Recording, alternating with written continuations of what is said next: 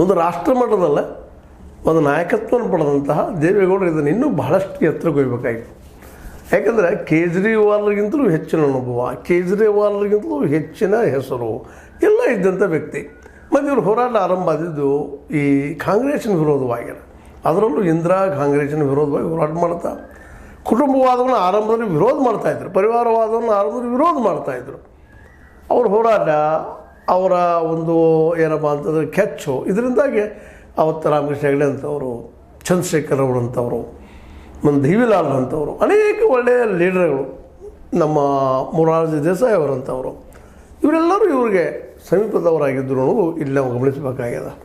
ಇಂಥ ಒಬ್ಬ ವ್ಯಕ್ತಿ ಇವತ್ತು 92 ವರ್ಷ ಆಗಿದ್ದವ, ಈ ರಾಜ್ಯದ ಮುಖ್ಯಮಂತ್ರಿನೂ ಆದರು, 11ನೇ ಪ್ರಧಾನಮಂತ್ರಿನೂ ಆದರು, ಎಲ್ಲ ಸರಿ, ಇಂದಿಷ್ಟು ಕೊಡುಗೆನೂ ಕೊಟ್ಟಿದ್ದಾರೆ. ಆದರೆ ಅದಕ್ಕಿಂತ ಹೆಚ್ಚಿಗೆ ಇನ್ನೂ ಏನೋ ಕೊಡಬೇಕಾಗಿದ್ದು ಅಂತ ಭಾಳಷ್ಟು ಬಯಸ್ತಾ ಇದ್ವಿ ನಾವು, ಇವತ್ತು ಬಯಸ್ತಾ ಇದ್ವಿ. ಏನಪ್ಪ ಅಂದ್ರೆ ಈ ರೈತಗೆ MSP ಸಿಗುವಂಥ ಕೆಲಸವನ್ನು ಇವ್ರು ಮಾಡಬೇಕಾಗಿತ್ತು. ನಾನು ಮಣ್ಣಿನ ಮಗ ಅಂತ ಹೇಳುತ್ತಿರುವಂಥ ಇದ್ದೀವಿ ಗೌಡರು. ಈ ಮೂಮೆಂಟನ್ನು, ರೈತ ಮೂಮೆಂಟನ್ನು ಜೊತೆಗೆ ತೆಗೆದುಕೊಂಡ ರೈತರಿಗೆಲ್ಲ ಬೆಳೆದ ಬೆಳೆಗೆ ಬೆಲೆ ಸಿಗುವಂಥ ಮಾಡಿದರೆ ನಿಜವಾಗಿ ಇತಿಹಾಸ ಪುರುಷರಾಗಿ ಹೋಗ್ಬಿಡ್ತಿದ್ರು. ಆ ಕೆಲಸ ಮಾಡಲಿಲ್ಲ.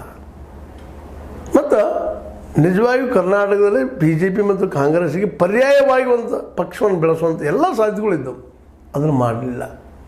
ಇವತ್ತು ಕೇವಲ ಮೈಸೂರಿನ ಒಂದು ಯಾವುದೋ ಭಾಗಕ್ಕೆ, ಹಳೆಯ ಮೈಸೂರಿನ ಭಾಗಕ್ಕೆ ಅಷ್ಟೇ ಅಲ್ಲಿ ಸೀಮಿತ ಆಗಿ ಉಳಿದ್ರು. ಅದು ಒಕ್ಕಲಿಗರಲ್ಲೂ ಇವತ್ತು D.K. ಶಿವಕುಮಾರ್ ಅವರು